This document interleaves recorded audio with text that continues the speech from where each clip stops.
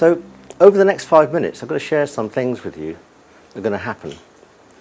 Sadly, 250 people on planet Earth will take their last breath. Fortunately, 750 babies will take their first breath.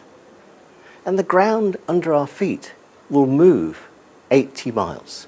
So all the people in Swansea will be roughly where Bristol is, and we will be roughly where Reading is. And at the same time, the Earth will go round the sun 5,500 miles. And the sun and all its planets will go round the centre of the galaxy 37,500 miles.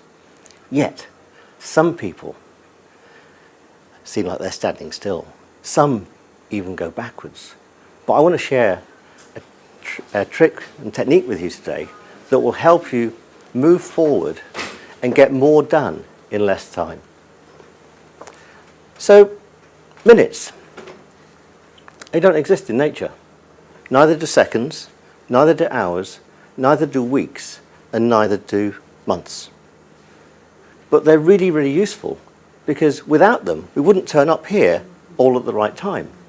I wouldn't speak for exactly 5 of these minutes, I hope. And we don't want all the planes landing at Heathrow Airport at the same time. But they've enslaved us. They were made by mankind to help us run our modern day society.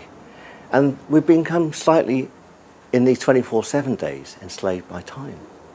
We don't really give any thought, do we, to why there are even 60 seconds in a minute, or 60 minutes in an hour.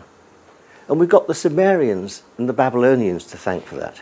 They used to count in what's called base 60, and they used both hands to do this. On each hand, we have 3 phalanxes on each finger, and they count up 1, 2, 3, 4, 5, 6, 7, 8, 9, 10, 11, 12. And when they got to 12, they'd hold their thumb up on their left hand and say, I've got to 12 now.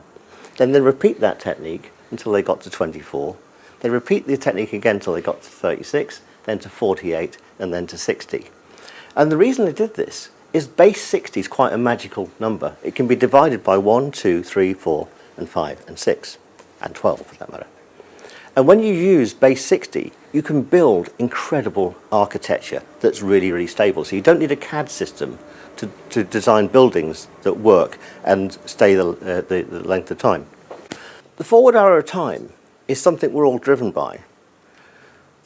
But our perception of time is variable. So if you've ever been in a doctor's waiting room and there's nothing to read, all the country lives are not there or they've been read, and the doctor's late, it seems to stretch to eternity. But if you're having a weekend with friends, it seems just to whiz by. And that's because despite having a forward arrow of time, time is subjective. It depends on what our brain is doing. Now, scientists, they know that we have a clock, which is our heartbeat. They know about the clock that gets cells to reproduce and to die and replenish themselves.